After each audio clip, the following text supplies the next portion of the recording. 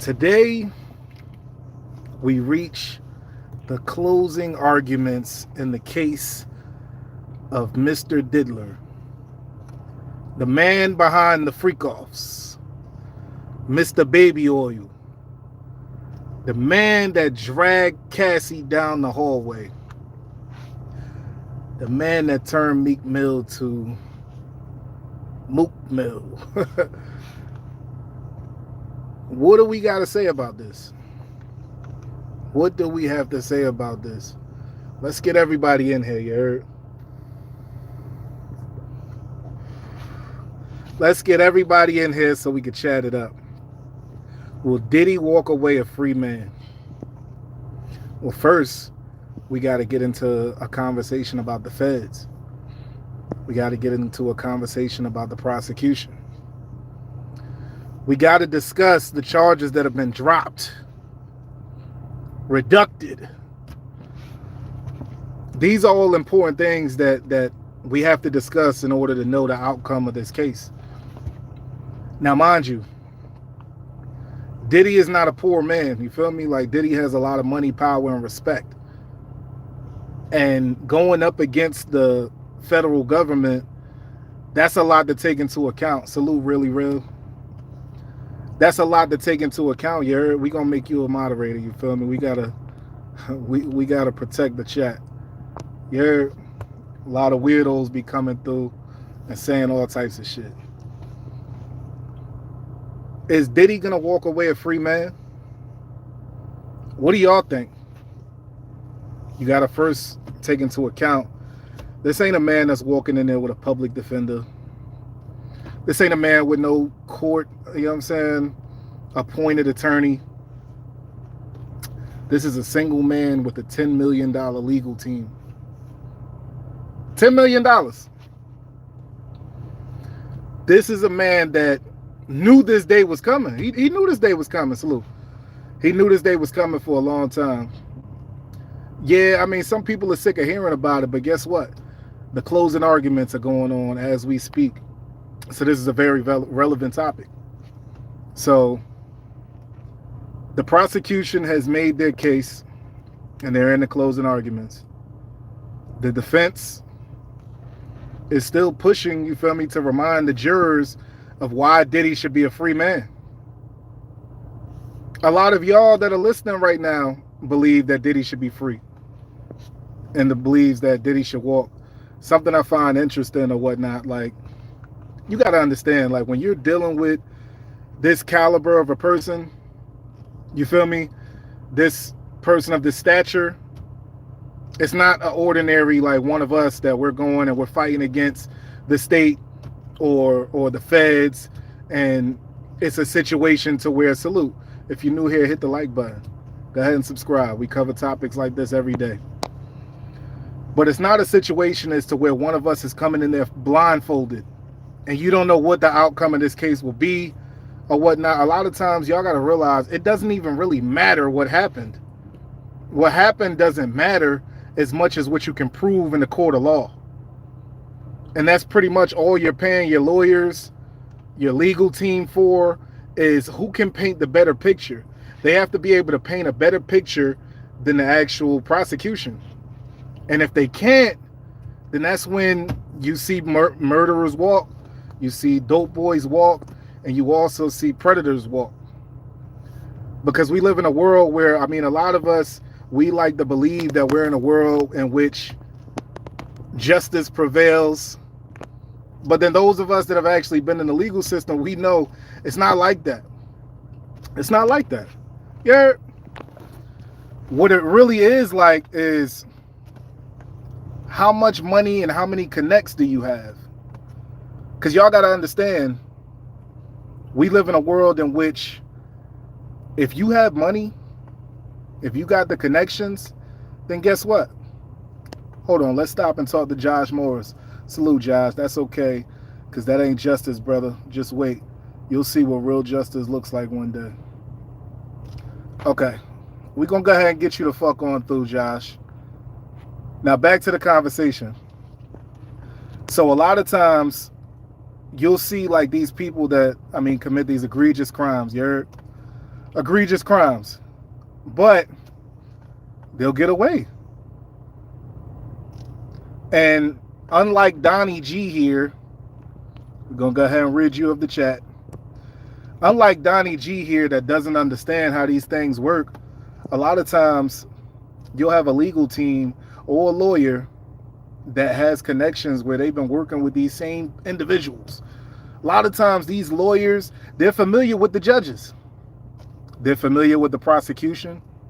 A lot of times they work out side deals behind the scenes that you don't even know about. And that's where the money and power comes into play.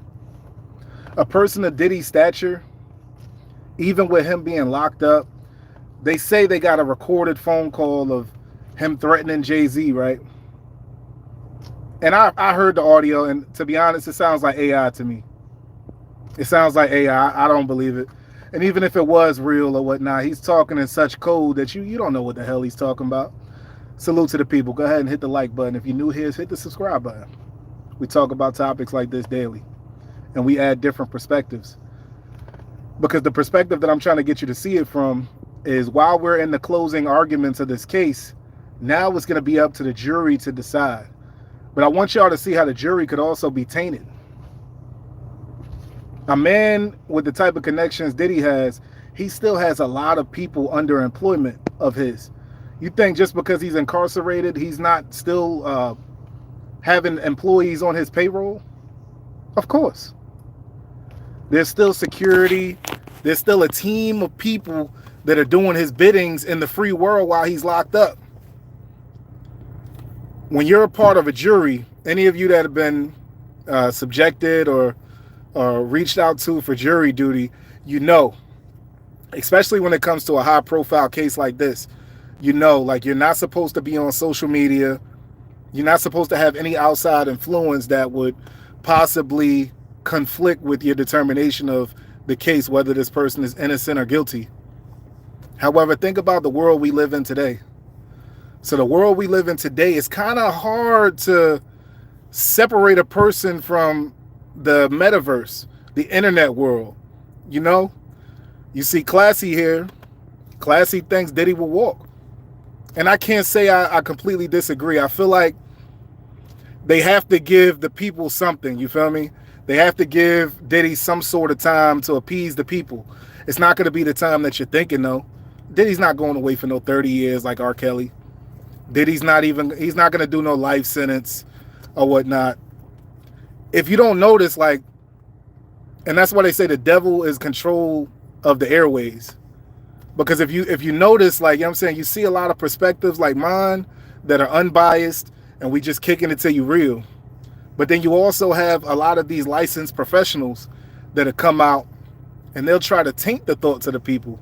I even seen a licensed therapist come out yesterday. Just yesterday, I seen a licensed therapist come out, and guess what this therapist was saying about this case? The therapist was encouraging married couples and just people in general to participate in freak-offs, and saying that Diddy is on to something. And they were talking about the benefits of baby oil in the bedroom, and they were talking about the benefits of couples interacting with other couples or whatnot for any lack of whatever in the bedroom. And this person was normalizing it in the sense that if you're not doing it, they try to make you feel like you're weird. If Diddy don't get time, then it's not hope. All these pedophiles, freak off niggas need to be locked the fuck up. And that's a fact, Jamie King. Salute to you, brother. That's a fact. I believe they need to be locked the fuck up too. Those are people that I really don't feel bad for. I want to take y'all back to when Diddy, and we'll get back to the main topic that y'all see in the title, but we need to go ahead and take a segue and detour a little bit. Let's get back to when Diddy did an IG live, right? With the 14-year-old girl, Ava Combs, right? And you can look at the video on my channel, you can see for yourself. But when you look at this video, you'll see that it's a very awkward IG live. This dude is literally introducing an adopted white child, right? And he's saying this is an exclusive. Diddy adopted a white girl. Whatever. So when the girl comes on or whatnot, she's telling a story about how they met, and all that. And as she's telling a story, like she's introducing herself, she's like, "Hi, I'm Ava. I'm a Scorpio," and then he cuts her off rapidly. He cuts her off. Why do you think that is? Doesn't that seem a little weird? That this 14-year-old girl, when he asks her to introduce herself on his IG Live, that she's introducing herself as if she's on like a dating profile. She's telling you her sign and stuff like that. Then he immediately cuts her off. Same way he did with Justin Bieber when they were live on air. And Justin Bieber started getting ready to detail what the 48 hours were like at Diddy's house. He cuts the girl off mid-sentence and then like redirects her into the conversation that he wants her to have, right? So when he does that, when he redirects her, that's when she gets into a conversation talking about how they met and talking about, like I was on the streets and he picked me up. And then he gets into a conversation about how he's cool with her parents and her parents are cool with him adopting their child. Does that make any sense? He found her on the streets, but then he's also in communication with her parents. Anyway, let's continue. So this girl is continuing on with this weird, awkward conversation in which she's telling about herself and how they met. And then towards the end, that's when she mentions that he picked her up off the streets to come in and play with his kids. How old are Diddy's kids? His sons, right?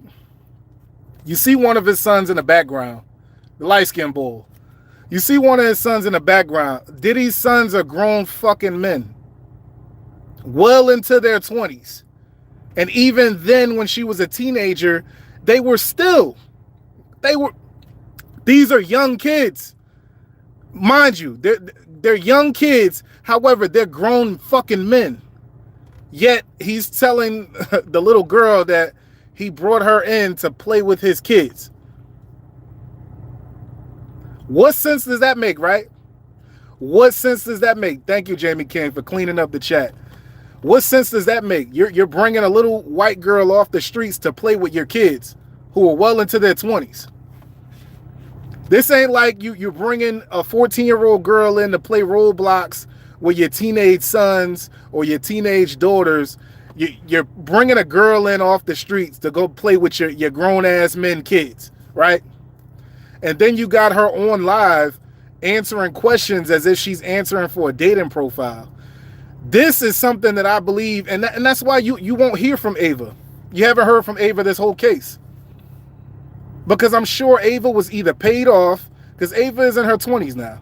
You know, she was either paid off, one, or two, she was threatened, intimidated, not to come out, stay in hiding, don't say shit, don't post anything. Why is that? Because of course, like all these things will work against them and it will play into the sex trafficking. We're in a media age, right? There were tunnels found. Freaking tunnels. Hold on, we got to get back on the charger. It was tunnels found or whatnot. What do you think he's doing with the tunnels? Freeing slaves? You think this is an underground railroad or you think this is some sort of sex trafficking operation?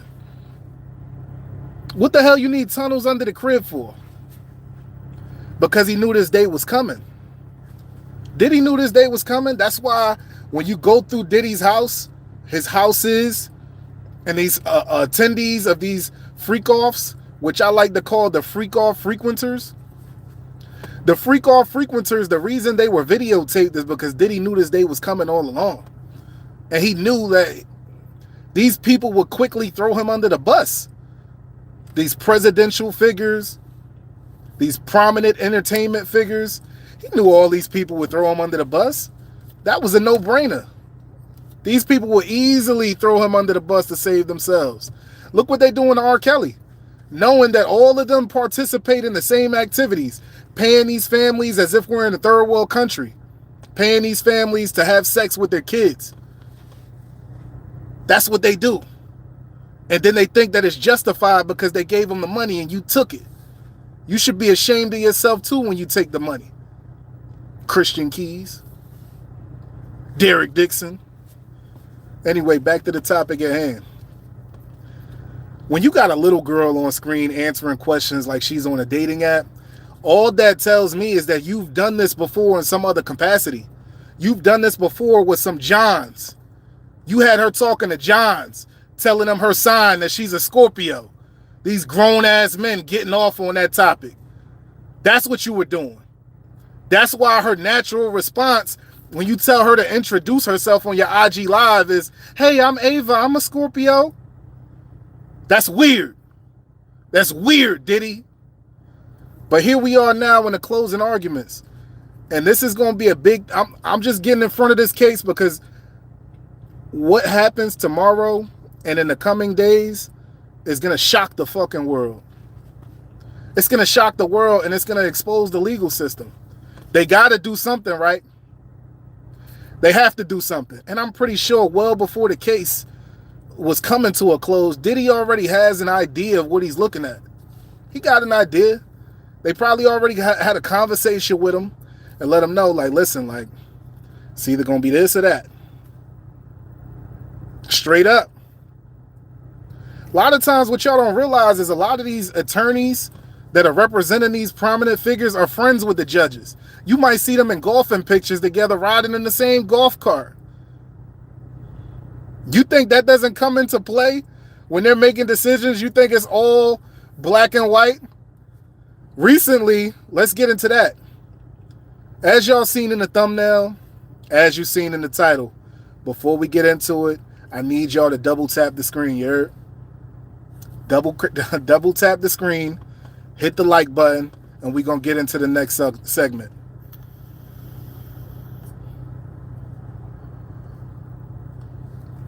Run them fucking likes up, and we're going to get into the next segment.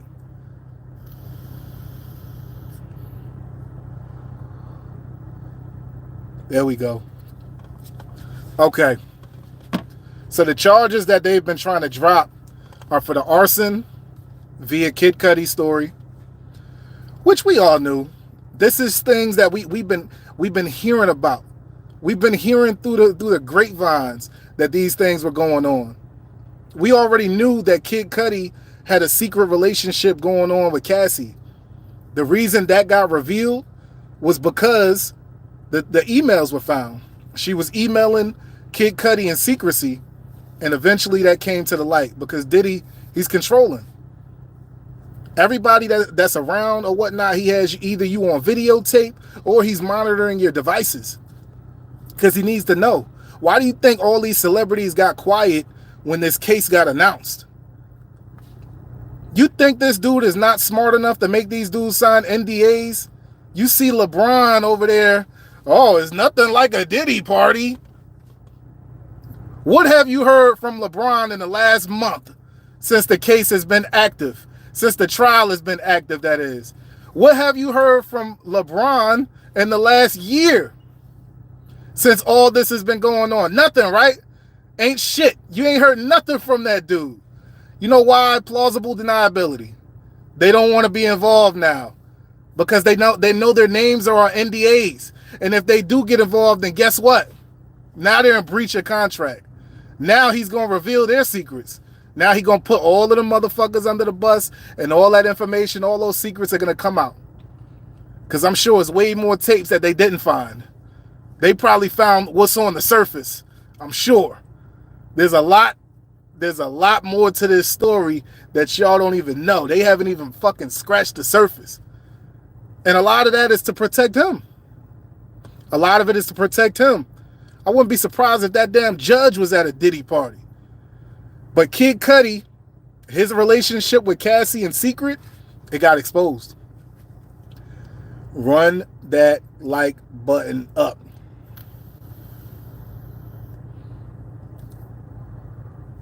It got exposed. And when it got exposed, somebody is controlling his Diddy who feels as though he's aware and knowing and in control of everybody around him. Guess what? Salute, Jamie. Salute. Guess what?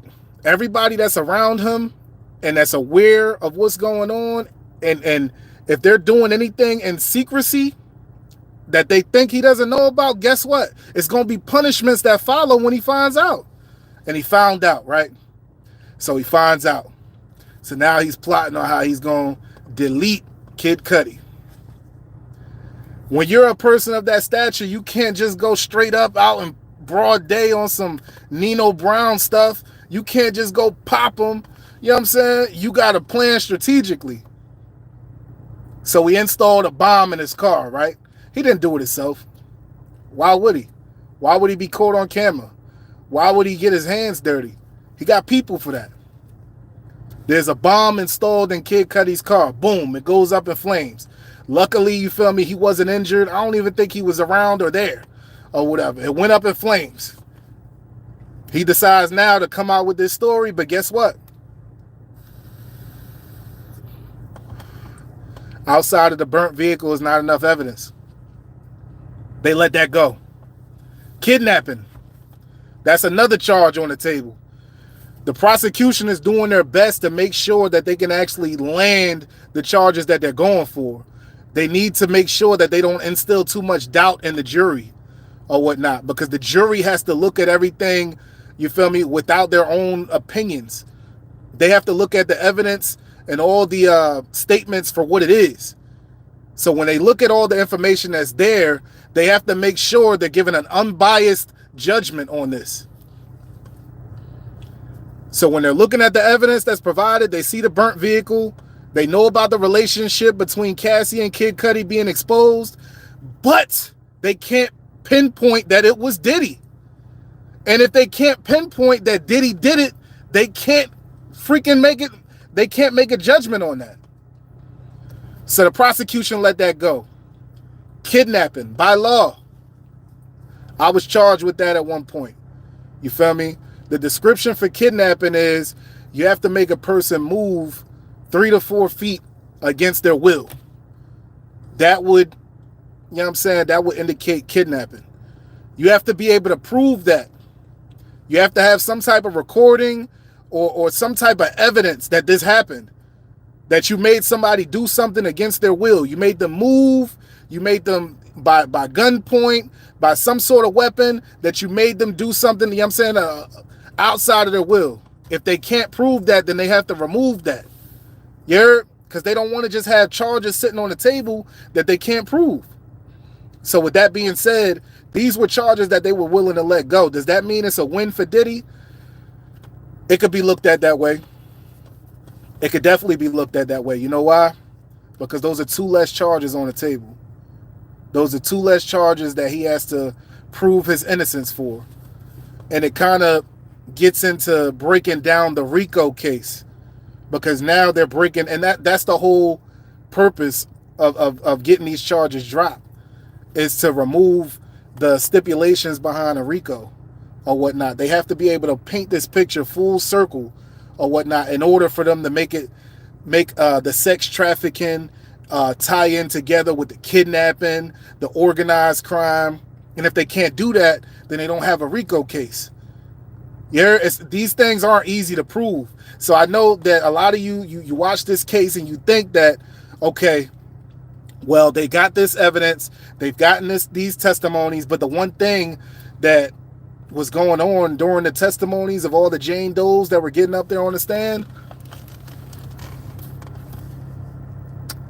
his legal team that he paid $10 million for was giving him $10 million worth of game, you heard? Not only was the prosecution calling these witnesses to the stand, but guess what? Whenever you call somebody to the stand, they're open for cross-examination. So now, when the defense gets in front of them, they have to cross-reference all the stories that you've told, all the hours that you sat on that stand. You have to have all your words spit right back at you, and you have to be able to stand on everything you said with the proof being provided. One of the Jane Does got on the stand, this was about 2 weeks ago, and they detailed the situation in which they witnessed Diddy hanging Cassie over the balcony, right? And threatening her life. They claim that they witnessed that. The only problem there was the fact that Diddy wasn't around during the time frame that they stated. So guess what? In front of a jury, all of y'all in here, all 400 of y'all in here right now, if you're the jury and you have to look at this unbiasedly, guess what? You can't really pin that on him if he wasn't there. So now all the hours of testimony of this lady saying these things, and then you pull up receipts showing, look, she has a civil case of her own on this man. This is about money.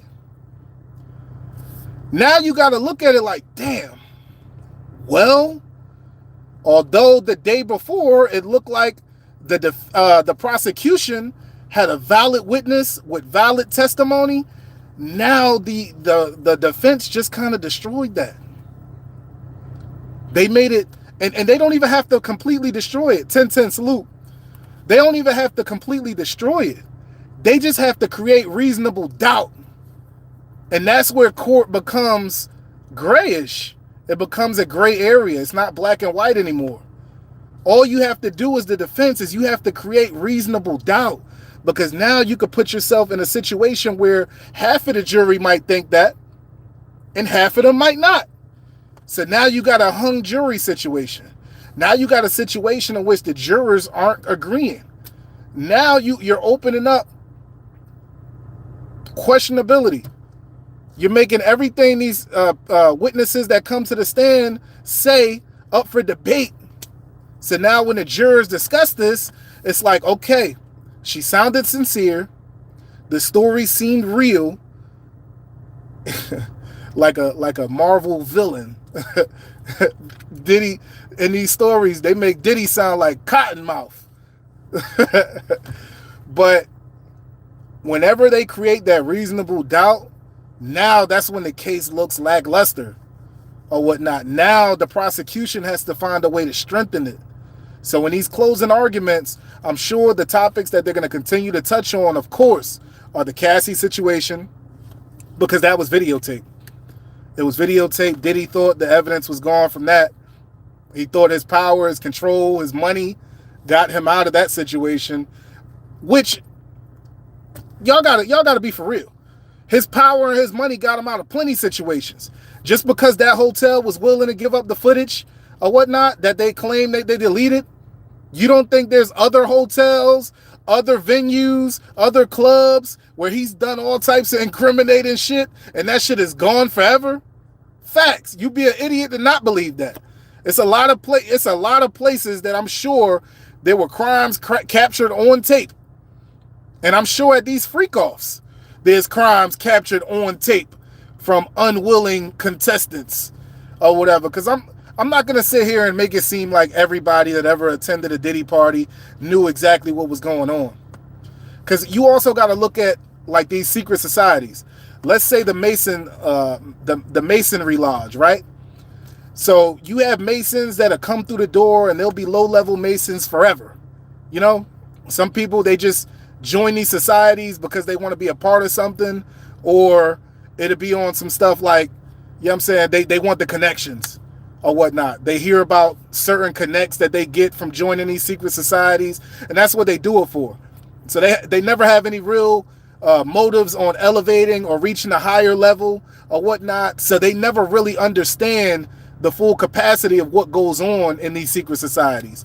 And I believe a lot of the attendance of these Diddy parties were pretty similar. Some of them probably got invited and didn't know everything that was going on behind the scenes. Some of them probably weren't privy to that information. Some of them were probably invited to the forefront, but they weren't invited behind those closed doors. So those people I give the benefit of the doubt. But there's no way, I believe, that these frequenters, these freak-off frequenters, the people that you see at all of these parties, Jay-Z and Beyonce, Ludacris, it's like, I don't know about Ludacris, but Jay-Z and Beyonce for sure. These people that are freak-off frequenters, you think they don't know what the hell is going on behind those locked doors? They know.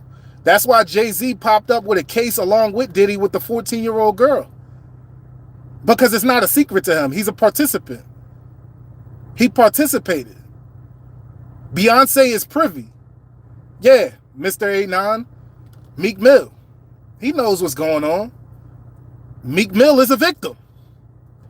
And it's sad because people in this type of position, what happens to them is you got a guy like Meek Mill. So Meek Mill, he had a promising career. He was running around with T.I. Everybody thought he was signed to Grand Hustle. Hit the like button. Everybody thought he was signed to Grand Hustle when he first came around.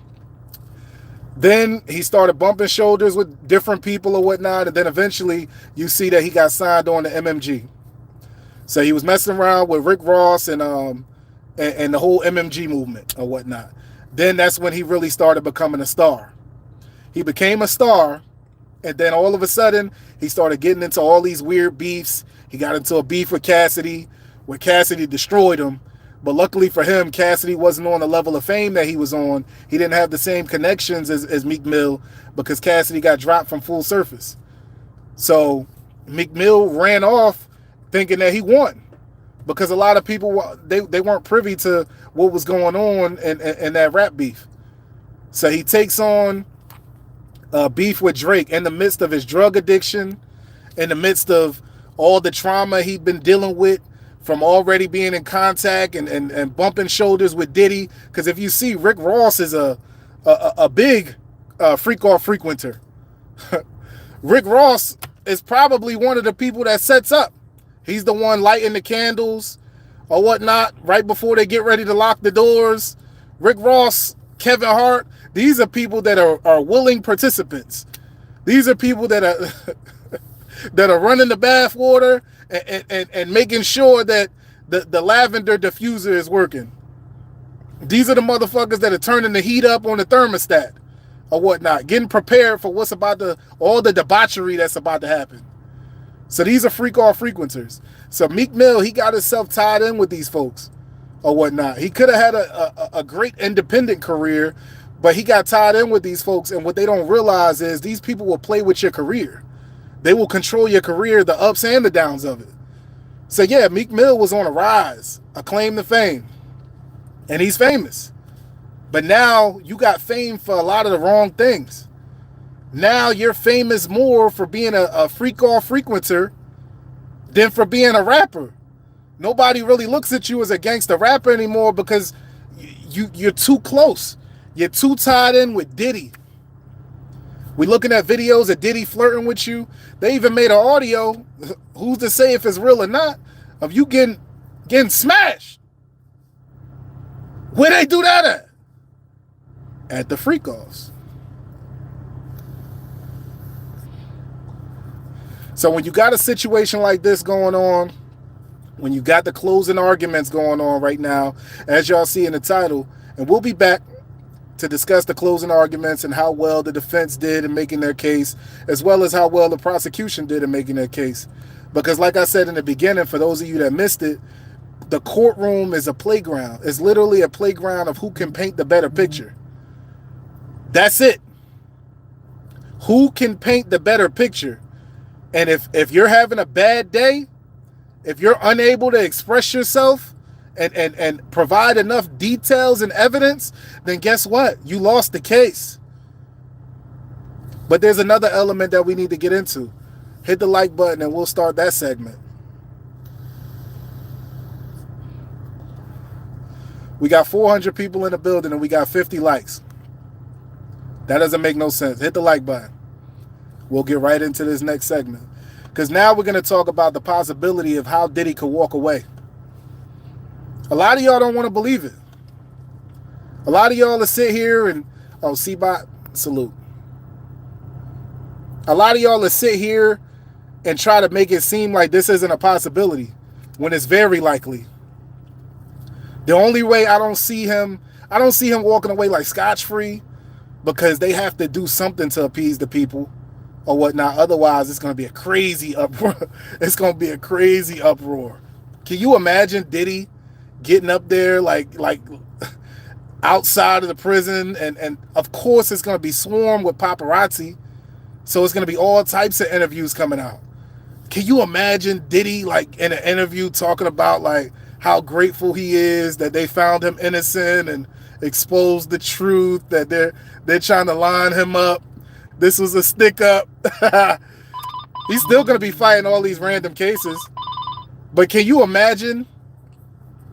Sorry about that. I got a call.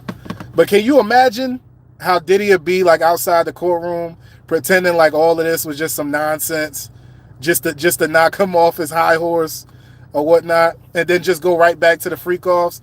Shit, he'll probably invite like everybody, all the jury members to the freak off and make them freak off frequenters if he walks away scotch-free. But I'm here to let y'all know that there is a possibility, because when you have money, the type of money that these people have, what I'm trying to tell you guys is, you don't think that the people that are working for him can reach out to the families of the jurors and make threats or offer money? Money. These are regular people. These are regular everyday folks like us. You don't think like if he offered their family, hey, I see your daughter is getting ready to go to college. Here's $40,000 to pay for her tuition. You just got to tell your sister to do the right thing. Or, hey, I see that you're struggling to pay your mortgage. Here's a $10,000 or here's a $100,000 loan. Not even a loan. It's a grant. This is free money they giving. They might fuck around and pop up and show them that, yo, I just paid your house off. Make sure your son does the right thing tomorrow. It's not that hard to do. You feel me? When you got money like that to just throw around. The dude spent $10 million on a legal team. He spent $10 million on a legal team. He's got money he could just throw around. It's expendable to him. Throwing around hundreds and thousands is like 50 cents to him. No pun intended. But a dude like that, y'all gotta be comfortable with entertaining the possibility that he might walk away free. He might just walk away free. Hey, yo, the freak off freaker that got me rolling right now. Nah, that's a fact. Because when you look at these people like Kevin Hart, like look at that little dude. This little dude, he over there in the bed. They got a scene of him in the bed, like in Diddy's bed. Like what? Everybody got homeboys, everybody got friends or whatnot. Now, okay, if you see your girl with her homegirls and they chilling, laid up in a bed, just chilling, that's not like a unusual sight. But when the hell is it ever acceptable to be laid up in your homeboy's bed, comfortable? Where is that acceptable at?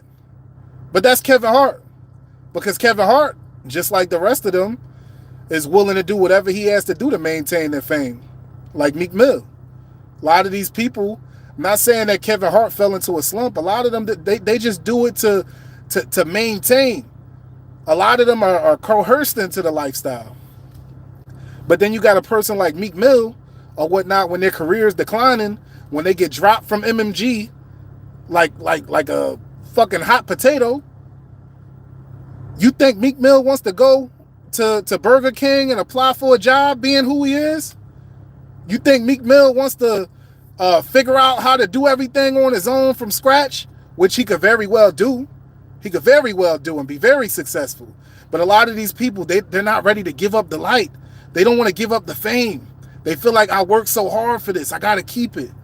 So then they run into the Diddys of the world and they make them a deal. They let them know, like, yeah, just hang out with me. I'll revive your career. I'll give you a fresh new start. The people will love you again. In exchange, you become a freak-off frequenter. And now you're doing all these things that compromise your masculinity in order to keep the fame and keep the money and be able to continue making it. Because they put them in these weird deals. We see a lot of these famous people and we think they're rich. And a lot of times that's not the case. Anybody can go out there and get them a nice looking diamond chain.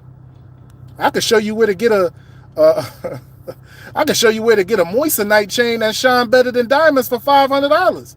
And you'll be looking like Meek Mill. You get 3 of them. Choker chain, after choker chain, with a nice pendant that got your name on it. And you'll spend about $750. And you'll be looking like a rapper. But no, these dudes, like, they want more than that. They want the power. They want the fame. They get promised all these things. And then they find themselves at a freak off somewhere. with some pink cocaine on the side of their nose. they don't even know what the fuck they inhaling. They just walk in and a waitress with a platter. She's got a bunch of drinks on it or whatnot, and she works for Diddy. She got the pink cocaine bags and she got the drinks with the GHB in it. And they give you a drink, and then all of a sudden you wake up and your ass hurts. Don't listen to the therapist. For those of y'all that weren't around earlier, we were talking about the therapist that was part of Diddy's legal team, part of Diddy's employees that's going around, going viral for making it seem like freak-offs are much needed in relationships. Freak-offs should be more normalized. The same way they trying to normalize polyamorous relationships. They're trying to normalize it. They say, look at Neo. It works for him. He could have a man today. He could have a woman tomorrow. It works. It betters his sex life. Don't feed into this nonsense, because you're going to be sitting on trial like Diddy. Before you know it, you're going to establish all these deals with all these weirdos in Hollywood, and you're going to wake up a billionaire, and you're going to be sitting in trial, waiting on the jury to decide your fate. The crazy thing about this, though, is that it's not like we didn't see this coming. You don't think Diddy knew this day was coming all along? That's why he videotaped and recorded everything. Everything. Because he knew. He knew in the case that this day comes and these people try to turn their backs on me, guess what? Bam! Now I got you on tape, motherfucker. Now I got you doing all these weird activities. Wait till your family finds out about this. Wait till your fans find out about this. Yeah, you was over there with the pink cocaine, drinking the GHB drink with him. Yeah, he did that to protect himself. And now he's in a position where he's not powerless because he protected himself along the way. That's why we're entertaining the idea that although it's messed up, there's a chance that this dude could walk free. And we got to be real about that. That's why what happens tomorrow and the coming days, as this jury decides, man,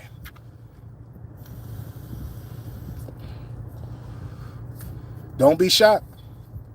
Don't be shocked. I just wanted y'all to know where you heard it first. You heard? If you're new here, go ahead and hit that subscribe button.